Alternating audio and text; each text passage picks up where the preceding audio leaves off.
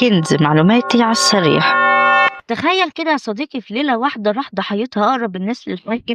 في سنة 1934 كان هتلر لسه ماسك الحكم في ألمانيا وبيحاول يثبت نفسه كزعيم مصري، لكنه كان محاط بناس أقوياء وأبرزهم صديقه القديم أرنست روم، قائد قوات النخبة اللي اسمها اس اي. أرنست روم كان راجل قوي جدا عنده مئات الآلاف من الجنود، وكان بيحلم يبقى قائد بدل من هتلر.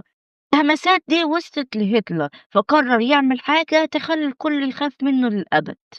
في ليلة 30 يونيو سنة 1934 دخلت قوات الخاصة اس اس على بيوت قادة اس ايه وهم نايمين. بالمناسبة الفرقتين غير بعض تماما. تم القبض على أرنست روم، وبعد ساعات هتلر راح بنفسه وبدون محاكمة أعطى هتلر لأرنست روم مسدس وقال له انتحر بشرفك، لكنه رفض فتم إعدامه فورا. دي تم قتل أكتر من 85 شخص بينهم سياسيين وقادة وأصدقاء هتلر.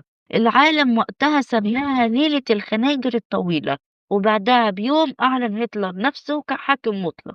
بس كده، وما تنساش الاشتراك في القناة. سلام.